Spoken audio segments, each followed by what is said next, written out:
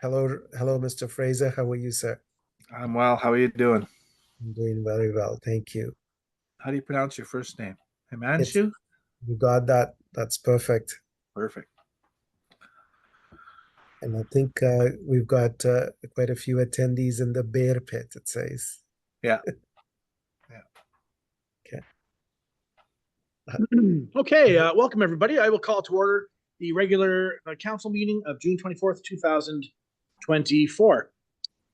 We acknowledge that the Northern Rockies Administration Center is located in the heart of the traditional territory of the Dene, Cree, and Dunesaw people of Fort Nelson and Prophet River First Nations. We further recognize the rights provided by our treaty. Finally, we also celebrate the contributions and the enduring presence of the Métis people in our region. Please be advised that tonight's meeting is available to the public to attend virtually and is being streamed and recorded. Do we have any council or CAO additions? Councilor Enax, did you have an addition?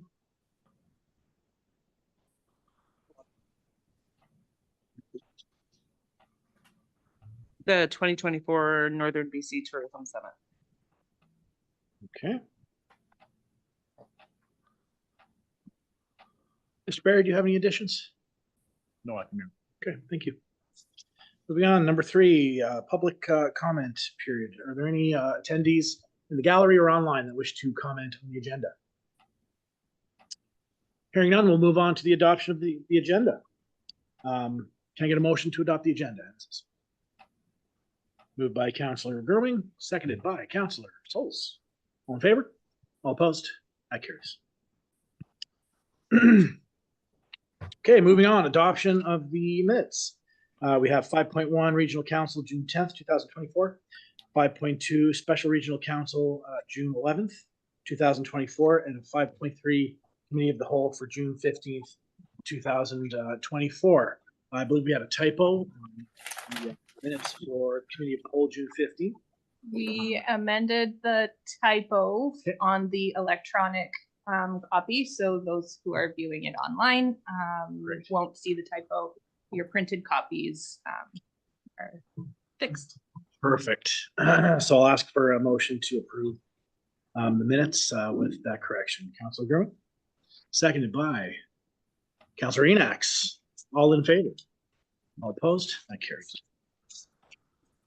Okay, business arising from the minutes. Any business arising from the minutes? Okay, seeing none. Move on to 7.1 petitions and delegations. Here with us is Himanshu Sudan, I hope I pronounced that correctly, CEO of Juul Power, and Lara Coombs, who's the Senior Advisor of Juul Government Relations. Thank you very much for being with us. Looking forward to hearing what you have to say. Thank you very much to the mayor and the rest of the council. Thank you for having us here.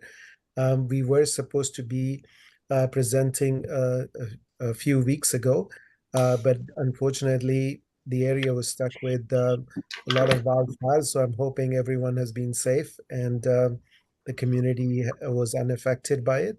But thank you for having us over here. I thought what we could do was just give a little bit of maybe a 2-3 page presentation about what is it that we do, and then maybe just open it up to members of the council and the mayor for any questions that they would have, if that is okay. Do I have permission to proceed, sir? Yes, please do. Okay.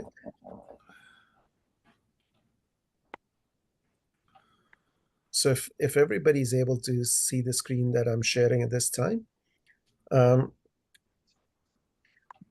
When we initially contacted you, our intention was to work with the municipality of Fort Nelson to put a level 3 fast charging station wherever the council feels would be the most appropriate location that is accessible 24/7 and has got the facilities over there, such that either the residents of Fort Nelson or anybody that is passing through Fort Nelson has the ability to utilize that location for fast charging their electric cars. I'm not sure if this is the council has considered the idea of having electric cars over there, but just to give you a bit of an idea, there are different types of electric chargers out there. There is what is a level 1, which is you just plug your car into just a regular socket. It would take about a week to charge your car. The second is level 2. You can plug in your level 2 and it would take somewhere between 12 to 24 hours to charge your car, depending on how big the battery of your car is. And then you get into level 3, which is the fast charging, which is where we would like to propose to work with the council on installing, is the ability to very quickly charge your car such that it's ready to use. And that would be somewhere between 20 minutes to 45 minutes, depending on the size of the battery. Within 20 minutes or less, you're able to charge if it's not fully depleted. So that was our intention. So what I wanted to do was maybe take the next couple of slides to just talk a little bit more about what is it that we do, and perhaps be there to answer questions. So Joule is a Canadian privately owned company out of Toronto, and we have installations we make charging stations and battery systems, and we have installations all the way from Florida to Alaska, and in almost 8 or 10 states in the US, and quite a few provinces in Canada, where we have been installed our systems. And we partnered up with quite a few partners, but we are working very closely with the Canadian government through the Natural Resources Canada program, as well as with the US federal program of installing charging stations at different jurisdictions. I didn't want to go too much into the details of it, but we've been around since 2010, and we started off by basically putting batteries into the distribution grid, and have now morphed into a fully integrated platform. And what I would like to do is, I'm not sure if the video will play and you'll be able to hear the sound. If it does, that's great. Otherwise, I'll be able to just talk a little bit more about what is it that we do. With the uptake of electric vehicle purchases in North America, there is a growing demand for reliable EV fast charging. EV fast chargers require significant amounts of power that is often not available from the grid. Therefore, upgrades to electrical infrastructure are required, which can cost up to $900,000 and add an additional 18 months to your deployment time. Once stations are deployed, on average, fast chargers still account for 74% of a facility's monthly utility bill because of the power they generate. Joule's battery energy storage system is designed to bypass utility upgrades and lower operational costs. It acts as a buffer, slowly storing energy from the grid and discharging it as power to your fast chargers. As a result, up to 600 kilowatts of power can be generated from as little as 50 kilowatts of input from the grid, all while lowering your monthly utility bill. Favorable financing options exist in North America that can cover up to 90% of deployment costs in certain states, or up to $5 million per project in Canada. Find out more by getting. So just to continue on, I think in that video, there were 2-3 points that we wanted to make. When you put up a charging station, a fast charging station, it's called DCFC, direct current fast charger. It's almost putting 100 homes onto the grid at the same time. The grid just doesn't have the capacity, especially in locations like Fort Nelson. The grid is either a single phase grid, or there isn't enough spare capacity to put up 100 homes worth of draw from the grid at the same time. So the problem that the grid faces, which doesn't allow electric charging, car charging to happen, is that there isn't enough power available in the grid. So that's the problem that we solve. You don't have to put up huge amounts of power infrastructure. Imagine our batteries like a water tank.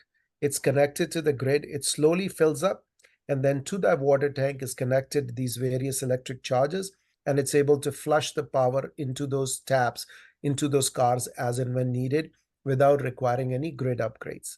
And that is the unique thing that we do. What it does is there is no need for bringing in new infrastructure of power. The cost of operating in BC is very high. There are demand charges that BC Hydro places of over $12 a kW, which makes electric car charging very expensive. And then there is a huge amount of time that it takes to bring power to that particular location because you have to buy transformers and stuff like that. And that is the problem that eCamion or Joule is there to solve. So we can take power basically slowly from the grid or from the sun or from the wind, store it up in our batteries, and then put it into the cars to basically charge. That is the overall system that we have deployed, and it includes a battery, the car chargers, as well as all the software that manages the flow of electron. I'm going to do just one very quick thing, and then I'm going to turn it over to you for any questions. This is an example of a live system. This is in Brampton at a Loblaws location in Brampton. So this is a live system. Right now, it is slowly taking power from the grid, but it's connected to 4 charging stations. Each one of them has the capability of giving 200 kilowatts of power out. Imagine if I had put that directly to the grid, I would have to put 2 Loblaws stores in order to put just 4 charging stations. But over here, we are slowly charging our battery, and you can see there are 2 cars that are charging live at this point in time. One is charging at this charger at 55 kW, another is charging over here at 57.5. This entire system is what we deploy. When needed, it obviously provides power to the cars, but it can also provide backup power to the facility, or it could provide power into the grid, or it can provide power to any other load that is out there. In this particular case, it's like a telecom tower that's connected to which it's able to provide power. So this entire system is what we are looking to deploy. And when we initially got introduced to you, there was a program that existed in with the BC government to put up charging stations across British Columbia, and Fort Nelson was one of the areas that they felt was underserved. And so we felt it was a good opportunity for us to connect with each other and see if we could utilize those programs to deploy our systems. However, that program has since expired. But there are more federal programs like NRCan's ZVIP program that would be great for us to be able to participate and do this. Our ask of you is not to spend any dollars. We would basically put in the charging station at our cost. We would rent the parking spot where the charger would be deployed and basically give the city some rental revenue for those parking spots where we take, and we would deploy the stations at our cost and no cost to the municipality. And just to going back into the presentation, this is kind of what those charging stations look like. So you've got a battery, like that's what the battery looks like, and these J's are what they look like in real life. And this is kind of how these systems are deployed. So I don't think there's if there are any questions, we could talk about it. But I think the advantage that we have is you don't need to bring in any new power, and the cost of ownership, because your demand charges are really low, is much better. And so instead of like just putting in a glorified extension cord, it's better to put systems like ours because they're able to do a lot more than just EV charging, also energy management. So with that, Mr. Mayor and Council, thank you very much for the time. We're open to any questions you may have. Okay, do we have any questions from Mayor and Council? Councilor Girming. Hi, thanks for the presentation. I'm just wondering, given our location, what would the plans be for ongoing maintenance and technological support? Yeah, so if as you saw, Councilor, we had I was showing you live data, and I was showing you the live kind of main screen of how the cars were charging, what rate they were charging, and things like that.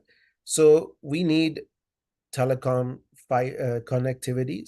So if there is like cell phone connectivity, that's what we need in order to monitor the systems live. And if there are any issues, then we would work with a local electrician to help us fix those charging stations. So obviously, it doesn't make any sense for our kind of technicians to kind of fly out there to fix it.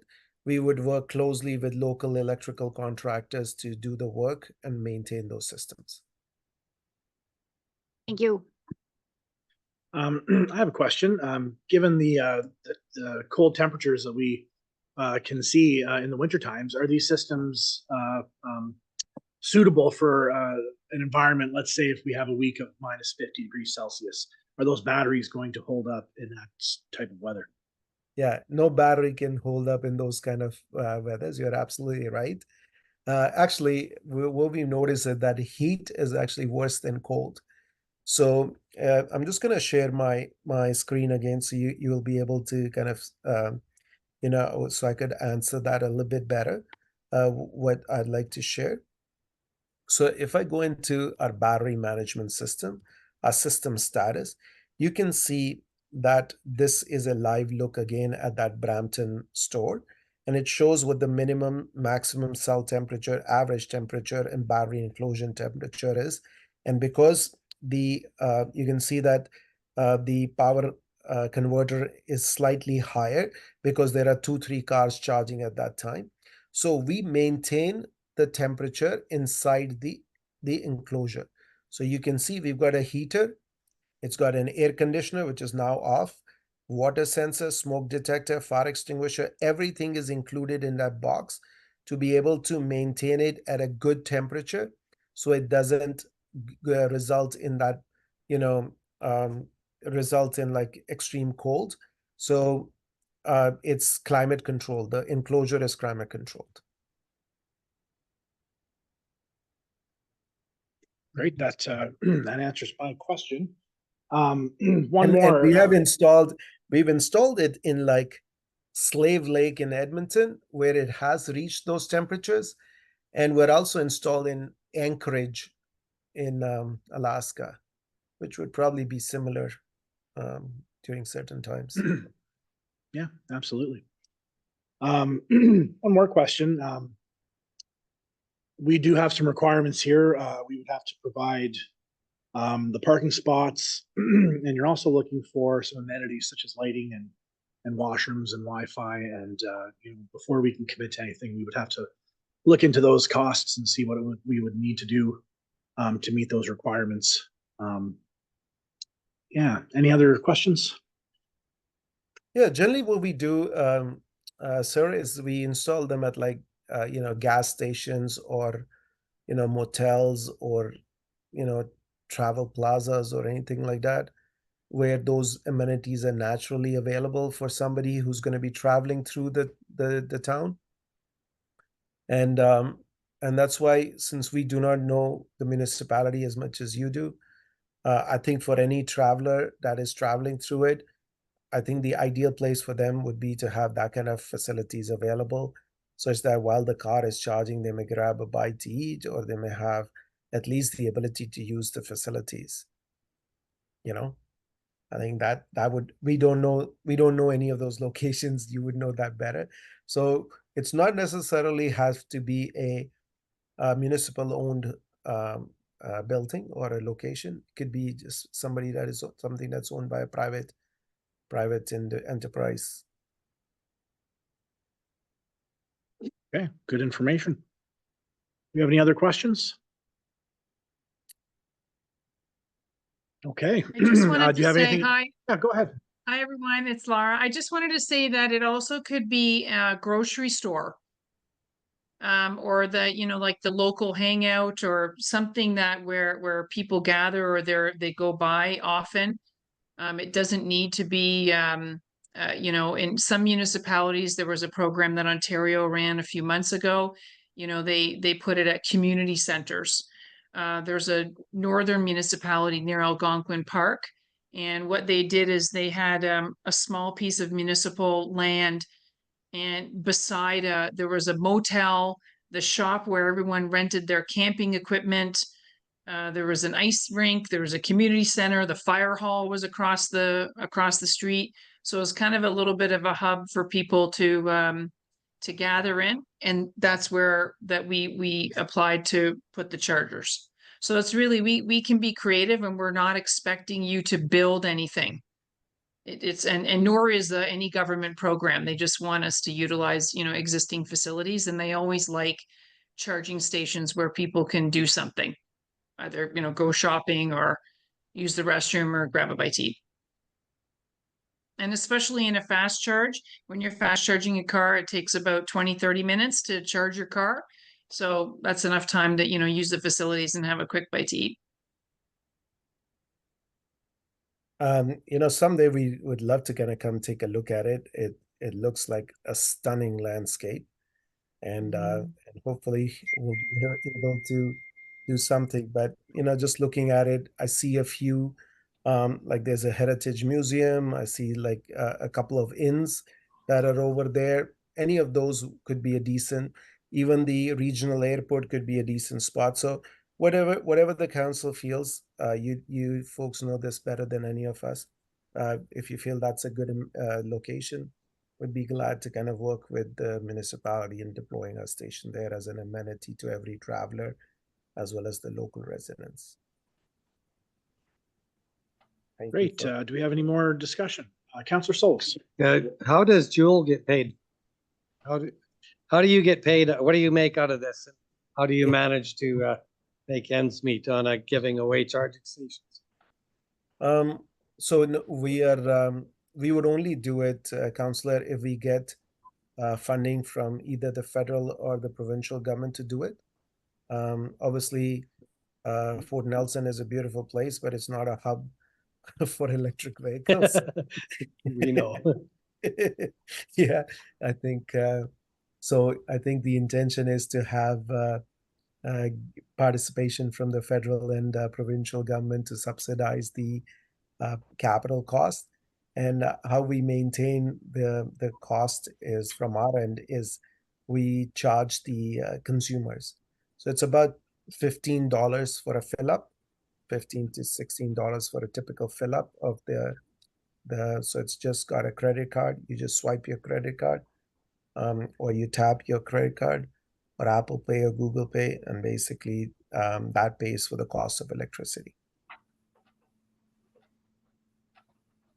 So there's operational costs are covered by the folks that are buying the filling up the car, and the capital cost has to be covered because of its extremely remote location. It has to be subsidized by the federal and provincial governments. Great. Mayor Fraser, you have a question. Yeah, thanks a lot for your presentation. I'm just wondering, I think part of our problem will be the 24/7 and having availability of restrooms.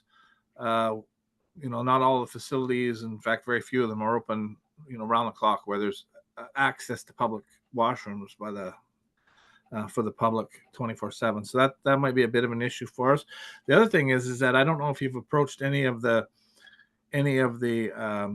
the folks along the highway that might have, because this seems to me this might be an excellent opportunity for some of these small operations along the Alaska Highway who have their power is generated mostly by diesel, but a slow trickle charge of your battery would probably work really well for them, because most of them are using some type of a generator system, right? And so they probably could take a system like yours, take a slow trickle charge off of their existing generation. And I know, the whole concept of having electric cars that are sort of being powered by diesel generation. I mean, in the north, that's all you're going to get because there's no grid here. So it seems to me that some of those operators along the Alaska Highway might be interested in something like this as well.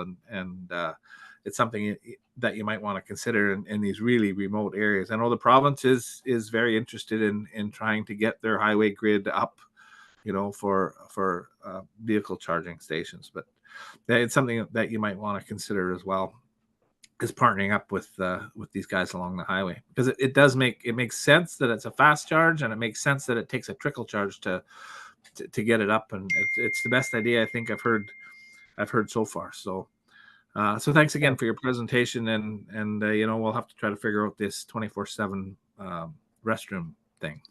Councillor Fraser, Sorry, go ahead. sorry, go ahead. I Uh, just wanted to say that I don't think that the government would request that because of your location. That it be, the restrooms be available 24/7. If someone's charging at 2 a.m, they can, they can find someplace else. I think they just want to get chargers in as many places across Canada so people will feel confident in buying a car that's Yeah. electric. So I wouldn't necessarily worry about that criteria for your location. Okay. Yeah. Thanks, Laura. Mayor Fraser, the other thing is our preference, as you rightly said, would be not to, because it's kind of ironic to burn diesel to charge electric cars. Right?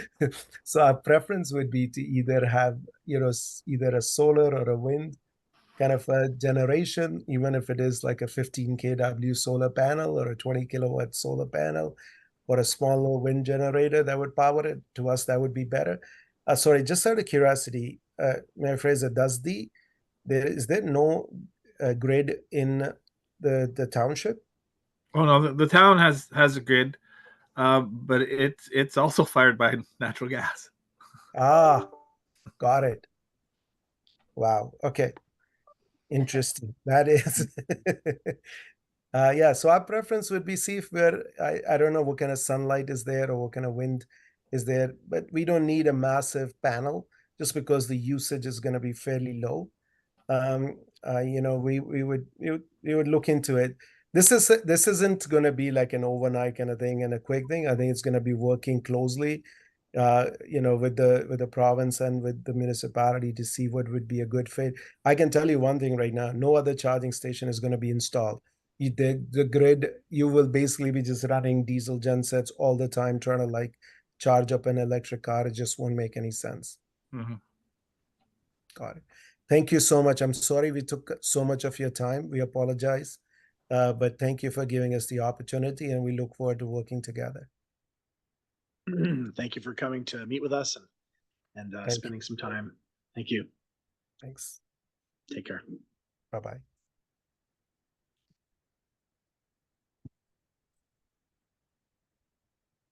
Okay.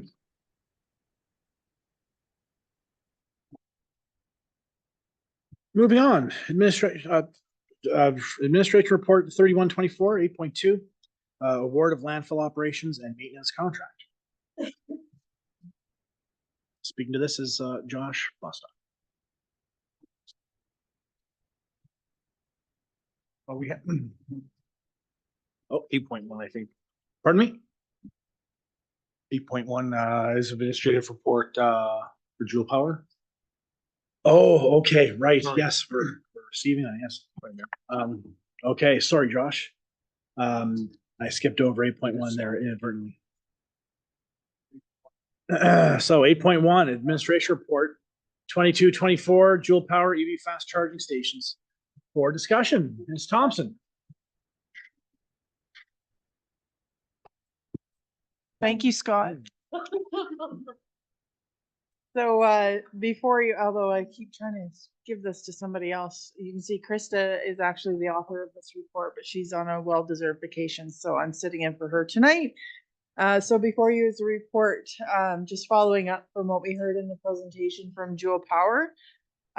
Essentially, the report includes information about the program as well as what Joule Power would provide versus what we would be expected to provide. And a bit of a recap as well of some of the previous discussions that we've had around EV charging and where those potential locations may be if we were interested. The report is for discussion, so I'll just open it up to council. Okay, do we have any discussion? I think we covered quite a few points in the presentation. We do have an ask from Joule. They're wanting to enter into a non-binding MOU as well as support for their applications.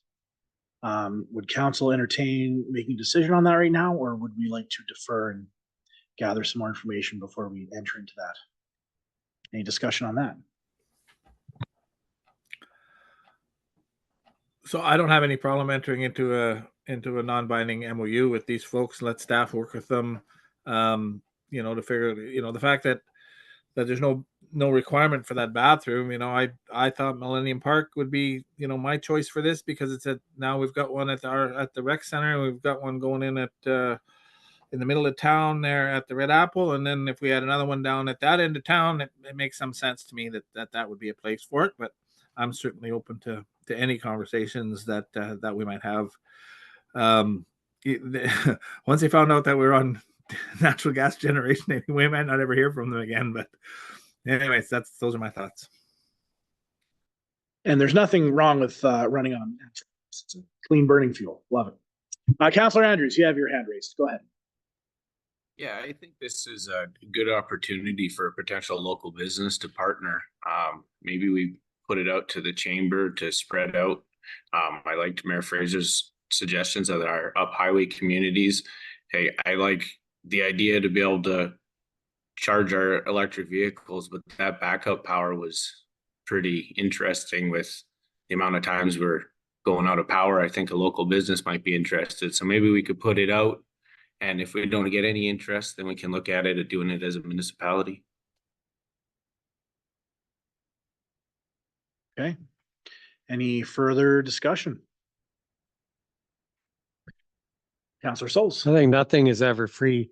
And, but having said that, I agree that this concept is a better charging system concept than we've seen from other so the opportunity to step into this type of charging for those who do have their electric vehicles or do travel through this is more appealing than our other systems anyway. So I can't see the harm in a non-binding MOU.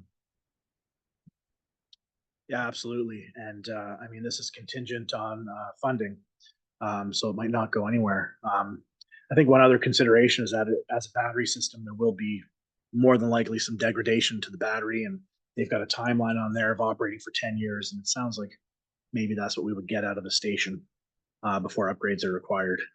Just speculating. Any further discussion? Would anyone like to make the motion to enter into that non-binding MOU and support the application? Okay, I will make the motion to enter into a non-binding MOU with Dual Power and support their application for the infrastructure funding. Do I have a seconder? Seconded by Councillor Souls. All in favor? Any opposed? Okay, that carries unanimously. Great. Thank you, Ms. Thompson. Okay. Now, moving on to 8.2 Administration Report 3124, award of landfill operations and maintenance contract. Thank you, Josh.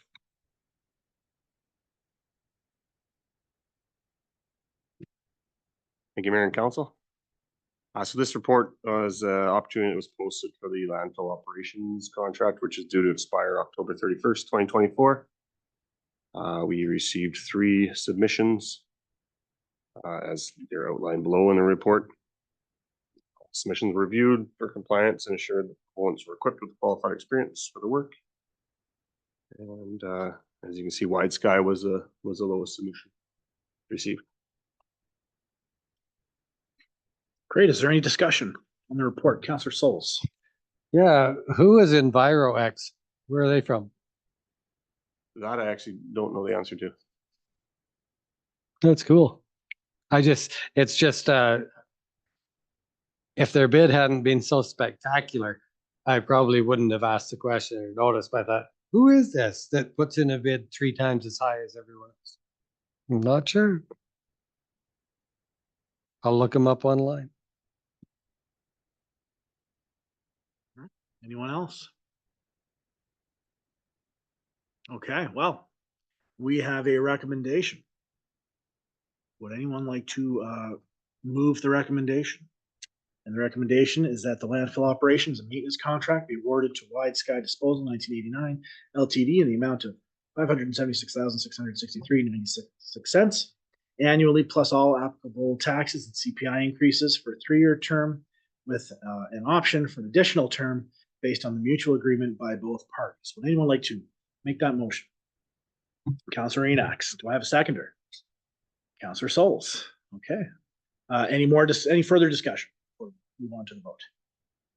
Hearing none, all in favor? Any opposed? Okay, that passes unanimously. Thank you. Okay, moving on, 8.3, Administration Report 32/24, the 2023 Statement of Financial Information. Here to give us a report is Trevor Ryerchuk.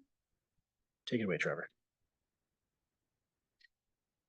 Thank you, Acting Mayor and Council. So this is the annual Statement of Financial Information that we put together and submit to the province by June 30th each year. It contains a few pieces of information, including the financial statements. And with that, I'll open it up to any questions. Okay, is there any discussion?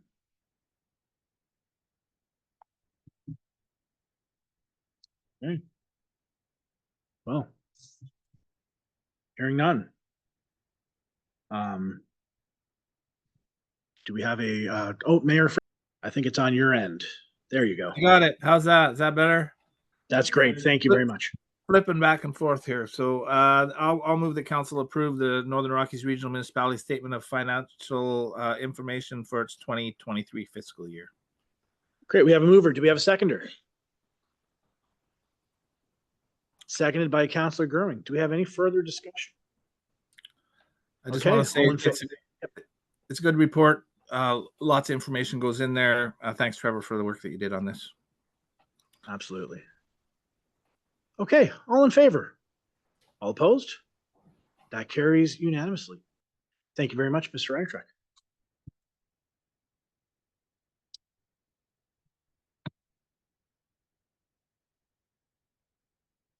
Okay, moving on to 9, correspondence and information packages. We have several letters here. Do we want to make a motion to discuss? Oh, I'm sorry. The water usage. Yes, getting ahead of myself. Just want to get to that. Okay. 8.8. Thought I'd sneak one by here. I just thought maybe you were trying to hold Josh in the room because I know he wants to get back to the game. That's right. That's right. We'll just call it a test and everyone passed or failed. Okay, 8.4, Northern Rockies Regional Municipality Water Use Restrictions Amendment Bylaw number 226, 2024. That the Northern Rockies Regional Municipality Water Use Restrictions Amendment Bylaw 226, 2024 be adopted. Do we have any discussion? I'll move adoption. Okay, moved. Do we have a seconder? Councillor Souls. All in favor? All opposed? That carries unanimously. Thank you. Now, moving on. Correspondence and information packages. We have several items of correspondence. Would anyone like to make a motion to pull them for discussion? Councillor Gurwing? 9.1, letter from Charlene Gales. And 9.2. And I'm assuming we want to talk about the so 9.1 and 9.2. 9.1, 9.2. Okay. Do we have a seconder? Brenda is. Brenda, okay. All in favor to discuss those items? All opposed? It's too late. No, just kidding. Okay, and 9.3. Make a friendly, Motion has been amended. friendly amendment, I think we have to 9.3. vote on the amendment now, because so that the mayor doesn't have a heart attack over there. It's my first day here, dude. Sorry. Okay, voting on all the above. Perfect. Moved by Councillor Gurwing, seconded by Councillor Enox. All in favor? All opposed? That carries. Okay. Any discussion on 9.1? How much did we contribute last year? I think we contributed anything last year. I think the ask came through last year. I can't recall. We took a look just to see there was nothing in the minutes or officially. So we have in the past when they've requested use of the snowmobile, we've provided the snowmobile in the past. I did reach out to the ED today, or acting ED today, to see if there was, like, because it's a fairly general request, like it's a broad request, of course, right? He was gonna get back to me. There might be an opportunity where they might look at maybe the showmobile or request if because they didn't request or use it last year because of the arbor. And then he mentioned maybe a couple of tents possibly too, or something like that. So if council was in favor of something to provide something like that and under the waive a fee to then we can see what their specific ask, because at this point they haven't provided any specific ask to us. Okay, so I think what we're looking for is a motion for general support, and then we'll have staff work with the organizers to figure out how to best support the event. Okay, so who'd like to move that? Moved by Councillor Enoch, seconded by Councillor Gruen. Any further discussion? Hearing none, all in favor? All opposed? That carries unanimously. So just sorry, Acting Manager, to confirm that would include the, like, if a request did come in, like for the showmobile. Yeah, if that request is coming in. Okay, moving on, 9.2. We've got a letter from Carrie Newkirk, Director of Indigenous and Stakeholder Relations for Northwest Tel. They are requesting a letter of support. Open for discussion. Councillor Gruen. I would make a motion that we provide a letter of support. Okay, we have a motion on the floor. Do we have a seconder? Seconded by Councillor Enoch. Any further discussion? Hearing none. All in favor? All opposed? That carries. Thank you. And then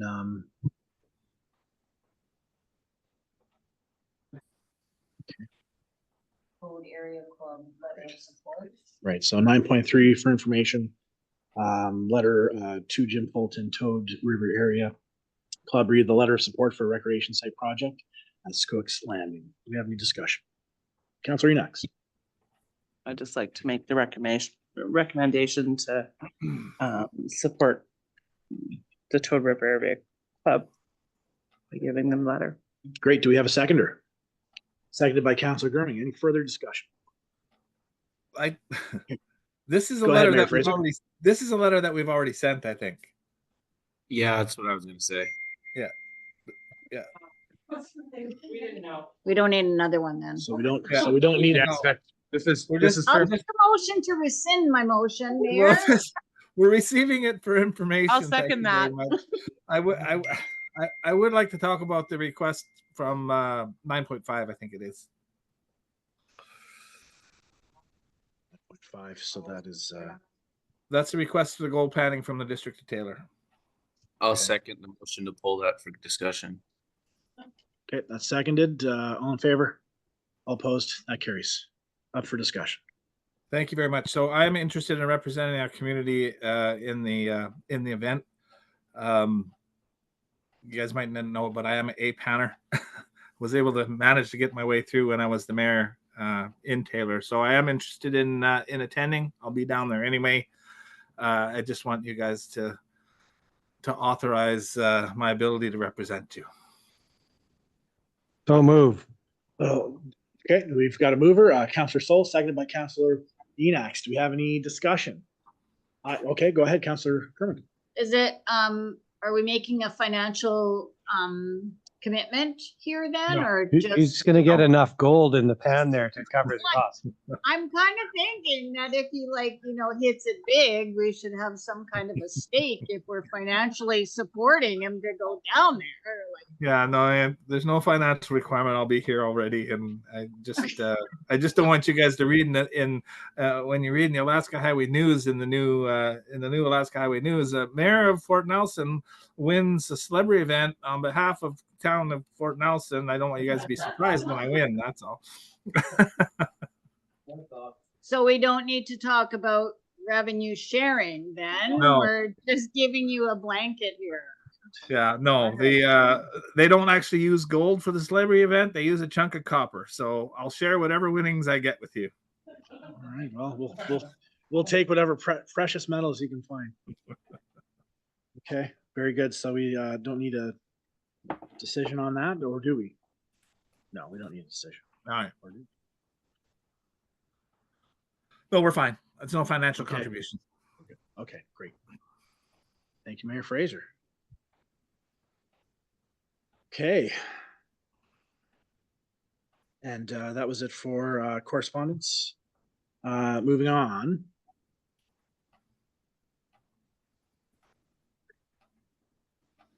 Oh, accepted for information. Okay, sure. Who'd like to make that motion? Councillor Enox, moved by Councillor Enox, seconded by Councillor Souls. All in favor? All opposed? That carries. Accepted for information. Okay. Moving on. New business items, 10.1. I believe we had one addition from Councillor Enox. Go ahead, Councillor Enox. Just real quick. Last fall, I was granted permission from all of you to go to the tourism summit in Prince George. Sadly, it was canceled. They've announced the new dates for this fall, so I'm requesting to attend. I'll make that motion. Okay. To grant Councillor Enox the ability to attend the Northern BC Tourism Summit in Prince George this fall. Great, moved by Councillor Girming. Do I have a seconder? Seconded by Councillor Souls. All in favor? All opposed? Okay, that passes unanimously. Great. Thank you. Okay, standing items for discussion. Do we have any councillor reports? I have one. Councillor Enox? Oh, sorry, Mayor Fraser. Who would like to go first? Councillor Enox, and then Mayor Fraser. Oh, June 15th, we had the welcome home barbecue at Roy Fraser Park between our rodeo club and the co-op. I believe we cooked 1,200 hamburgers and 300 hot dogs. It was a great day. It was very well attended. The 19th, I had a meeting with the Northern BC Destination Development Advisory Committee. The 20th, I didn't attend our Fort Nelson grad. I watched it on online, but prior to the parade, we ran them up pizza and drinks and had hugs and pictures and all that fun stuff. And then I turned around and drove to Fort St. John for the Fort St. John graduation. So I'd just like to say congratulations to our graduates as well as Fort St. John. Well said. Mayor Fraser, go ahead. Okay, thank you very much. So June 11th, I attended the Northeast BC leadership table. There was 4 presentations there made to the mayors and chiefs. Everybody was represented there except Blueberry. Halfway in West Moberly, the chiefs were at a conference or some kind of a meeting with the province, so they couldn't attend. And Blueberry hasn't been attending these things. But we had a presentation from Northern Health, Chiro, and it was interesting that he made a big deal out of working with BCEHS on emergency room service interruptions and how BCEHS is helping them out and how they're looking at using them more. It was just interesting that there was zero credit given to us for the idea of getting that working in the first place, and now it looks like they're making it into a much bigger deal. Todd Bondroff from Northern Lights College was there as well with a lot of his staff talking mainly about what's happening at Northern Lights College, and there was some interesting things there with respect to the flexibility that they can provide at Northern Lights College and the different types of learning, as well as the whole concept of earn and learn. So your ability to make money while you're actually, they're incorporating that into the programs that they're putting together. The RCMP Hate Crimes Division was there from Surrey, mainly talking about racism and hate crimes. It's hard to define a hate crime, but when you see it, you know it. And essentially, a hate crime is the same as any other crime, except that they're able to, so if it's some type of battery or something, and you can be shown that it was done out of hate, then the penalties go up if that's how if you're convicted of that. It's interesting to see Northwest Tel come to the table with this this proposal that we've agreed to support, because Canadian Fiber Optic was there. They're also looking for a letter of support from all the mayors and chiefs in the Northeast. They're ready to submit their project Borealis, which is a fiber backbone all the way through the piece and all the way up to Fort Nelson, including last mile. They have made their submission and to BC. They're prepared to do 100 up and 100 down at a similar cost of $120 a month or something like that, and they're prepared to hook up everybody that will sign up. So I'll get that information on the letter to staff, and maybe we can send it around to everybody so you can have a look at the map. So that was June 11th. That was a good leaders table meeting. June 12th. Chiro put on another meeting, Northern Health put on another meeting, and I think we have a copy of that presentation. I think that maybe we can send around to everybody. Essentially, Northern Health has some ideas on how they can recruit nurses and keep nurses and doctors, and again, back to the idea of BCEHS helping them with some of these closures that are going on. It's interesting that they seem to want to reach out to communities, but yet they really don't want to involve communities. So, I guess it's a wait and see, and just keep knocking on that door as much as we can. June 12th, of course, we had our public meeting on the wildfire response. June 14th, 16th, and 17th, I was down at the Sickany Ranch for the Gathering of the Drums, which was an inaugural event, and I think it went off very, very well. I think with the weather and the road the way it was, it probably slowed some people. Also, there was that accident on the highway that stopped people from going up there from down south on the opening day. Otherwise, I think it would have been better attended than it was, but there was still 200 to 300 people on the different days that were there, and there was drummers from all over northern Canada that were there to participate. And I think if they're able to get that road situation figured out, because the ranch is 15 kilometers inside the boundary of the MK, and so I think that the nation will have to work with the province to figure out what to do with that road. But if they're able to get that going, I think that'll become an annual event. And it was very, very good. June 15th, of course, we went to Toad River, did a committee of the whole meeting there, and we approved the minutes from that tonight. June 18th, I had supper with Todd Bonderoff, again, the president of Northern Lights College. A couple of things. He was very grateful to Todd Penny for stepping up and making sure that cohort of mechanics were able to get through that. He would like to work with us to create a cohort of international students. Chetwynd did it. He said it was a big success, and he'd like to work with us and potential landlords and business owners in town to try to get a group of international students in learning through Northern Lights College. So stay tuned for more information on that. And Northern Lights College will be looking for someone to fill the director position on their board in the next year or so. And I think Mike is retiring from that, and they'll be looking for a director for the board. June 19th, I attended Northern Lights convocation ceremonies at the Phoenix Theater. I think it went very well.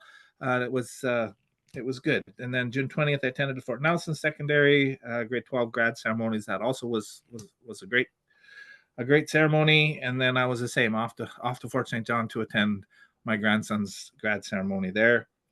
And something that's in the future, I got a call from Minister Ma's office on Thursday asking if she was going to be in Prince George, asking if I would come down and meet with her for a couple of hours on June the 26th, Wednesday afternoon at 3:00. So I have that planned.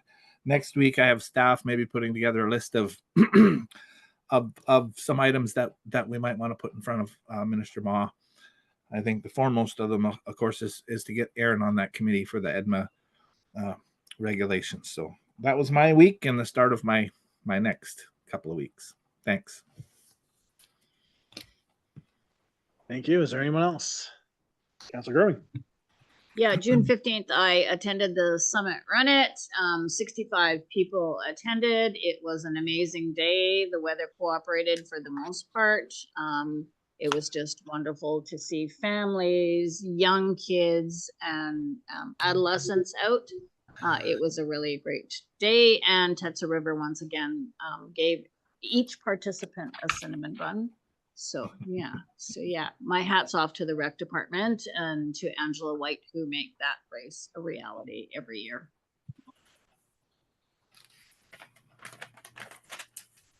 Great. There's just so much going on in the municipality. It's just nice that we can all spread out and do the coverage. I mean, Saturday, we could have been in 3 or 4 places at once, each of us. So it's good that we're getting out into the community and accessing those events. Anyone else? Okay, moving on. 11.2, business outstanding. Do we have any business outstanding? Minutes. Okay. Moving on, number 12. Is there anyone that would like to make a notice of motion?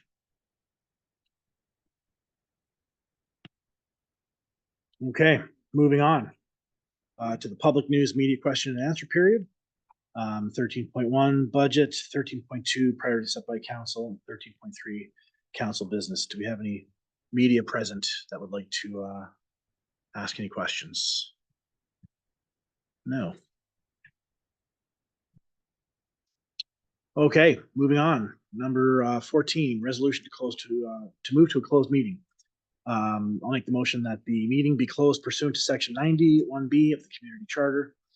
Personal information about an identifiable individual is being considered for a municipal award or honor, or is offered to provide a gift to the municipality on condition of anonymity. Can I get a seconder for that, please? Seconded by Councillor Enox. All in favor? All opposed? Okay, we will go in camera and we'll return to the regular meeting. Okay, I will recall the regional council meeting of June 24th, 2024. Number 15, rise and report. Go ahead.